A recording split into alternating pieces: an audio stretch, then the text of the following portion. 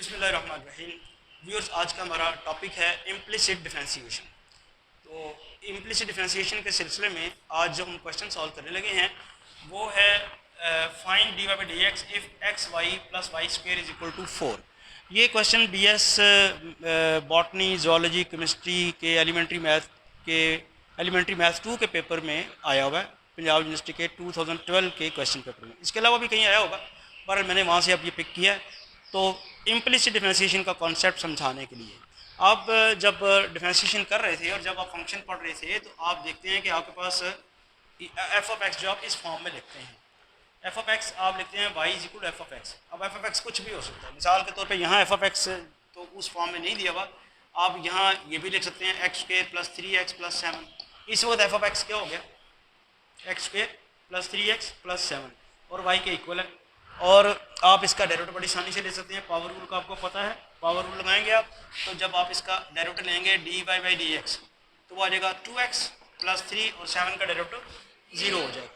अब ये जो एक्सप्रेशन लिखने का तरीका है ना, ये इस तरह से, इसमें दो वेरिएबल इन्वॉल्व हैं। कौन कौन से?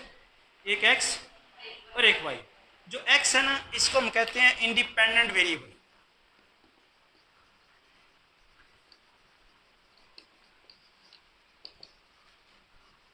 और ये जो y है इसे हम कहते हैं डिपेंडेंट वेरिएबल।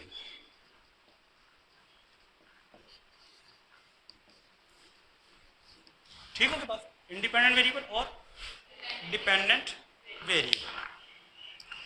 अब इम्प्लिसिट डिफरेंशिएशन को समझाने के लिए मैंने क्या लिखा, डिपेंडेंट वेरिएबल y अगर आपका अकेला सेपरेट ना हो सकता हो तो फिर जो डिफरेंशिएशन आएगी वो इम्प्लिसिट डिफरेंशिएशन कहलाएगी। जैसे यहाँ पे y अकेला पड़ा, आपने एफ ऑफ एक्स को एक्सप्लिसिटली लिख लिया, इसमें y इन्वॉल्व नहीं है। दोबारा यहाँ y इम्प्लिसिटली इन्वॉल्व है, y यहाँ भी पड़ा हुआ है, y स्क्वायर भी पड़ा हुआ है।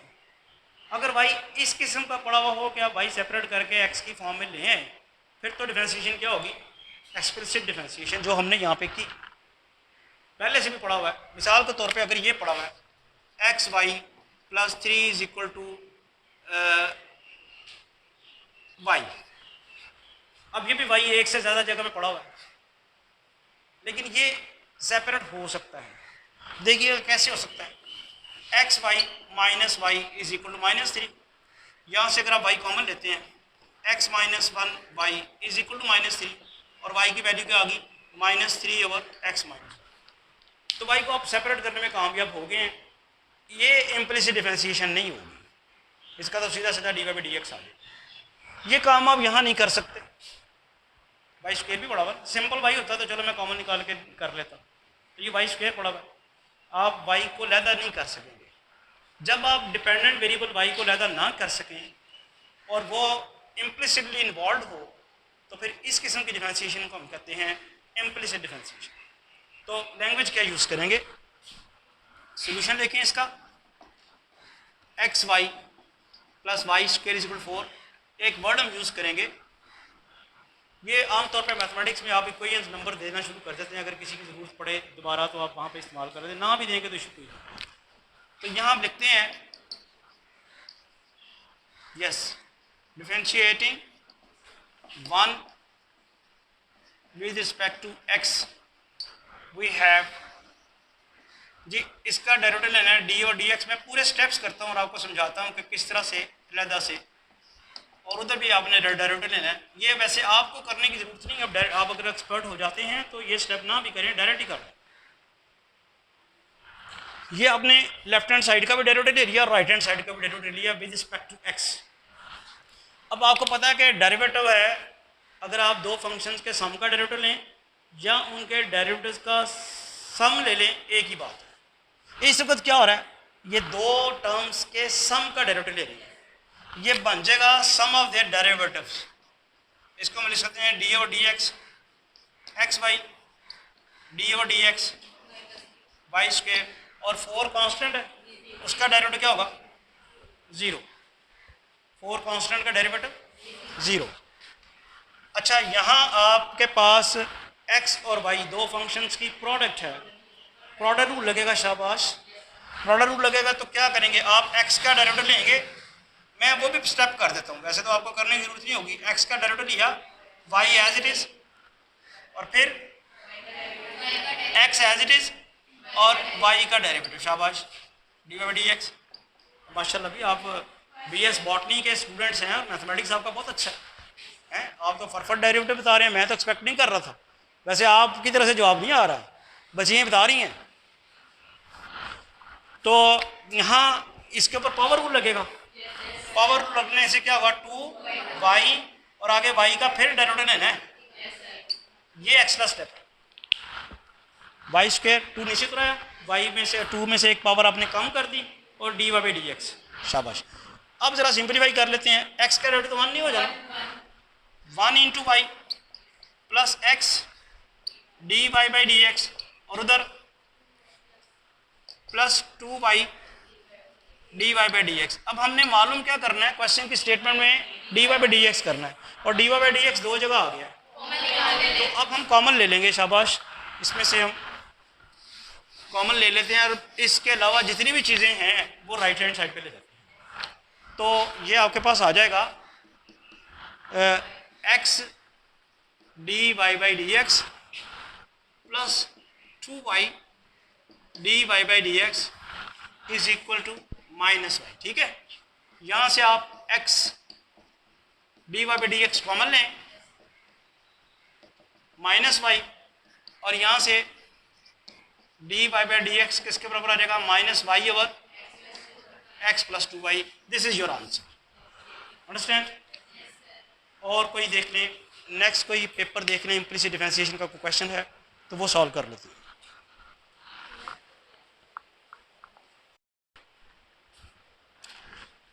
तो नेक्स्ट क्वेश्चन देखते हैं इम्प्लिसिट डिफरेंशिएशन का। If y over x is equal to tan inverse x over y, then show that dy by D X is equal to y over x। ये भी इम्प्लिसिट डिफरेंशिएशन का question इसलिए है कि y आपके पास एक से ज़्यादा जगह पे मौजूद है और उसको आप सेपरेट नहीं कर सकते। लैंग्वेज आप वही यूज़ करेंगे, यानी आप लिखते हैं y over x is equal to tan inverse x और y, इक्वेशन नंबर से 1 कर लेते हैं। इसको दो तरह से किया जा सकता है, इसको डायरेक्ट भी किया जा सकता है या tan इनवर्स को लेफ्ट हैंड साइड पे ला के भी किया जा सकता है, तो वो ज़्यादा आसान हो जाएगा। tan इनवर्स को अगर आप लेफ्ट हैंड साइड पे ले आएँ तो वो tan बन जाएगा, ठीक है, is equal to x over y। अब आप इसको डिफरेंशिएट करें,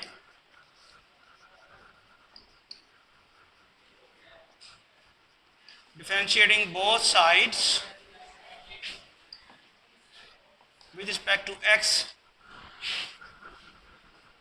जी क्या होगा, D over D X tan y over x, D over D X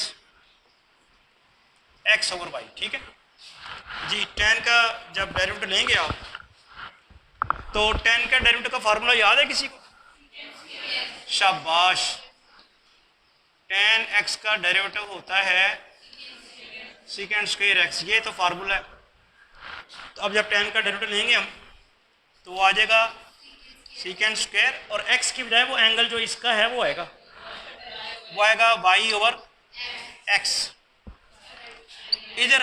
और अभी मुकम्मल नहीं हुई बात, इसके एंगल का डेरिवेटिव दोबारा लेना, यानी we have to take D over D X of y over x, और इधर आपने प्रोडक्ट क्वोशिएंट रूल लगाना है। क्वोशिएंट रूल में क्या करते हैं, डिनोमिनेटर एज इट इज रखते हैं, नीचे वाला एज इट इज रखना है, ऊपर वाले का डेरिवेटिव लेना है। ऊपर वाले का डेरिवेटिव क्या आएगा, 1, माइनस ऊपर वाला वैसे रखना है, नीचे वाले का डेरिवेटिव लेना है, वो क्या आएगा, D Y by D X divided by square of the denominator. Clear. Next, इसके ऊपर भी क्वोशिएंट रूल लगाना पड़ेगा हमें। तो ये आ जाता है secant square Y over X, quotient rule लगाएं, एक्स वैसे ही और ऊपर वाले का derivative D Y by D X, फिर माइनस वाई वैसे ही, नीचे वाले का डेरिवेटिव 1, डिनोमिनेटर का स्क्वायर, और इधर अब आपके पास आ जाएगा क्या, Y minus X D Y by D X divided by Y square. इस सारे में हमने सिंप्लीफिकेशन इस तरह से करनी है कि D Y by D X एक तरफ हो जाए। तो एक तो क्रॉस मल्टीप्लिकेशन करके डिनोमिनेटर को ख़त्म करने ज़रा आसानी रहेगी। एक्स स्क्वायर उधर मल्टीप्लाई करा दें, वाई स्क्वायर इधर, तो ज़रा आसानी रहेगी। क्या होगा, Y square सीकेंड square Y over X, X D Y by D X minus Y, और X square Y minus X D Y by D X. ठीक है, यहाँ से क्या बन गया, इसको मल्टीप्लाई कराएं, X Y square सीकेंड square Y over X, X Y square सीकेंड square Y over X minus Y cube सीकेंड square Y over X. ठीक है ना, Y Y square Y cube. इधर एक्स जी D Y by D X भी कहीं आना था, इधर आना है ना, दोनों में नहीं इधर आएगा ना, D Y by D X minus, ये मैंने मल्टीप्लाई कराया Y square सीकेंड square Y over X into X और साथ D Y by D X, फिर वाई स्क्वायर उसके साथ मल्टीप्लाई हुआ, ये माइनस आ गया भाई यहाँ पे। ठीक है, Y cube सीकेंड square Y over X, और इधर X square Y minus X cube D Y by D X. करना क्या है, D Y by D X वाली टर्म्स इकट्ठी करनी है, इसको इधर ही रहने दें,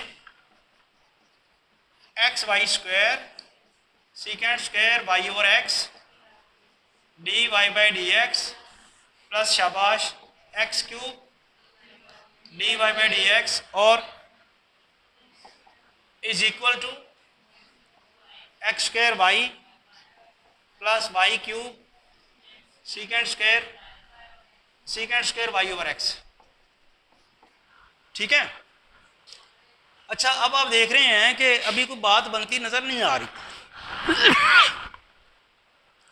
यानी जो कहता रहा था ना प्रूव करना क्या था, प्रूव भला D Y D X Y over X. तो जब तक ये गायब नहीं होगा सीकेंड स्क्वायर, तब तक तो काम नहीं ख़त्म नज़र आ रहा। तो ये कैसे ख़त्म हो सकता है, secant square Y over X किसके बराबर होता है, 1 प्लस टेन स्क्वायर एक्स के, एक्स वाई स्क्वायर वैसे रहने दें, ये 1 plus tan square Y over X में मुझे ये क्यों ज़रूरत पड़ी है भला। देखो भला मेरे पास टेन वाई ओवर एक्स की वैल्यू मौजूद है, जब तक मैं सीकेंड को ख़त्म नहीं करूँगा तो काम ही नहीं ख़त्म होना। तो ये ट्रिग्नोमेट्री का फार्मूला याद है, आपने एलिमेंट्री मैथ 1 में पढ़ा होगा, second square Y over X बराबर होता है 1 plus tan square Y over X, D Y by D X वैसे ही, plus X cube D Y by D X, X square Y plus Y cube, यहाँ पे क्या होगा 1 plus tan square Y over X. ठीक हो गया। अब आप वो जो मैंने नंबर दिया हुआ था ना, वो इसलिए दिया हुआ है कि अब मैं यहाँ पर रेफरेंस दे दूंगा, यहाँ क्या हो जाएगा एक्स वाई स्क्वायर 1 प्लस किसके बराबर है, एक्स ओवर वाई, और साथ क्या होगा D Y by D X is equal to plus X cube D Y by D X is equal to, ये एक्स स्क्वायर था कि एक्स स्क्वायर ही है ना, ये X square Y plus Y cube 1 plus Y over X का square, using कौन सी चीज़ आपने यूज़ की है, इक्वेशन नंबर 2, जहाँ से आपने टेन वाई ओवर एक्स की वैल्यू लगा दी है, एक्स और वाई थी ना।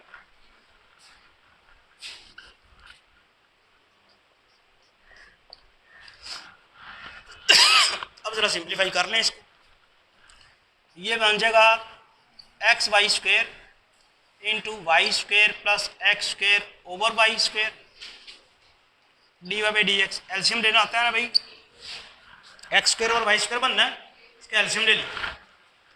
इसके बाद X cube D Y by D X, और इधर X square Y plus Y cube Y square plus X square over Y square.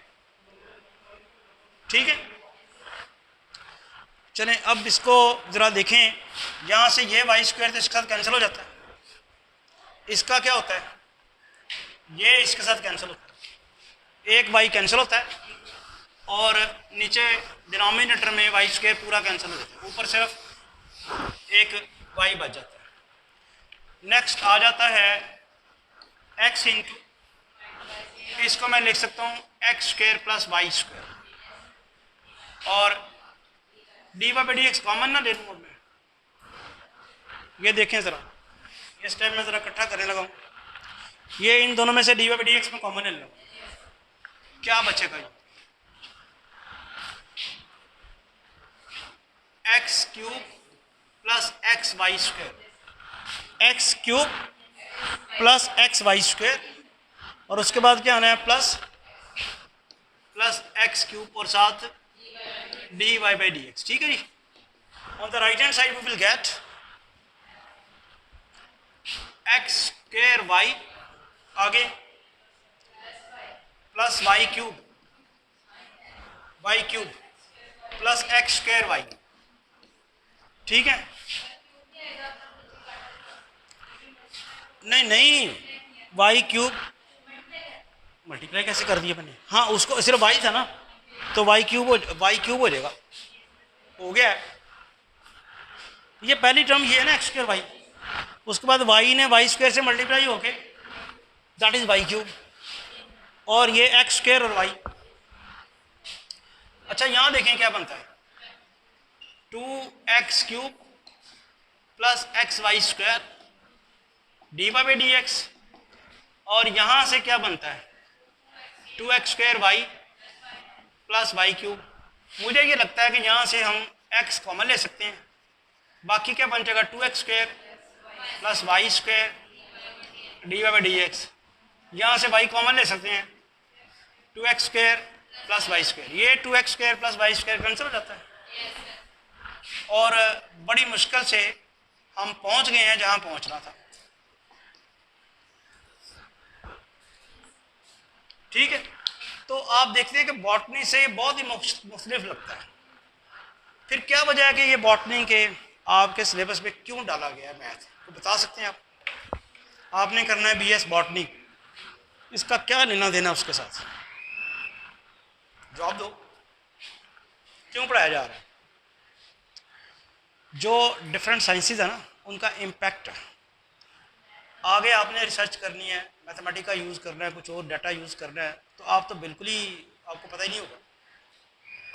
ठीक है, आप यूज़ ही नहीं कर सकेंगे वहाँ पे, और ये जो स्टेज है आपकी लर्निंग की, ये जब गुजर जाएगी तो फिर चीज़ें लर्न नहीं की जा सकती।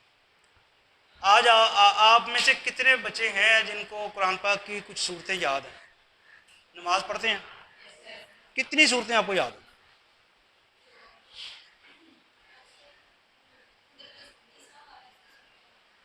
नमाज में आप सूरतें कुछ पढ़ते हैं ना, सूरत तो कितनी याद, कम से कम किसको कितनी याद? हाँ भी बॉयज आप भी बताएं जी। 18 सूरतें याद हैं आपको? अच्छा, और ये अब अगर आपको 19वीं सूरतें याद करने के लिए कहा जाए तो कर लेंगे?